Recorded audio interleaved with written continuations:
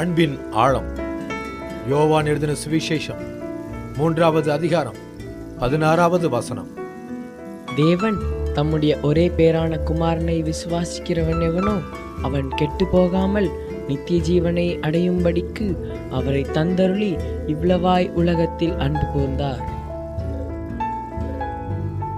அன்பின் தேவனே, ஆறுதலின் நாயகனே, உம்முடைய மாறாத அன்பிற்காக நன்றி செலுத்துகின்றோம்.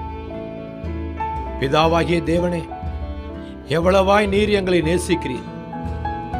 உம்முடைய சொந்த குமாரன் என்று பாராதபடி உம்முடைய மைந்த நேசுவை இந்த பூமிக்கு அனுப்பி அவரை பாடுகளுக்குட்படுத்தி அவரை ரத்த சிந்தும்படியாக செய்து அந்த இரத்தத்தினாலே எங்களுக்கு மீட்பை ஏற்படுத்தியிருக்கின்றீரே, அதற்காக நாங்கள் உமக்கு நன்றி செலுத்துகிறோம்.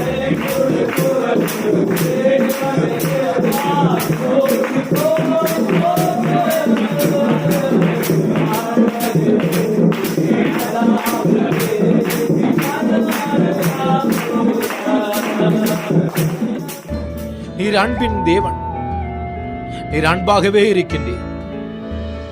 உம்முடைய ரத்தத்தை எங்களுக்காக சிந்தி இப்பூமியில் உம்முடைய அன்பை வெளிப்படுத்தி விட்டீரே. உம்முடைய அன்பை விட்டு நாங்கள் எங்கே ஓடுவோம்? அன்புக்கு எல்லை கல்வாரிதானே.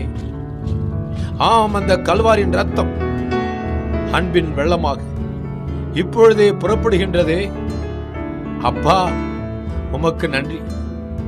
இயேசுவே, உமக்கே ஸ்தோத்திரம்.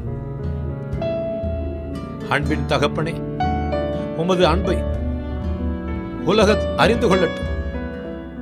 அந்த அன்பு உலகத்தையே மாற்ற வல்லதல்லவா? இந்த உலகத்திலே அன்பை விதைத்தவர் நீர்தான்.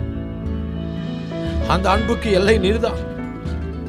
பரிசுத்த ஆவியானவரே, இந்த அன்பின் ஆழத்தையும் உயரத்தையும் அகலத்தையும் நீளத்தையும் இப்பொழுதே உம்முடைய பிள்ளைகளாகி எங்களுக்கு கற்றுத்தார்.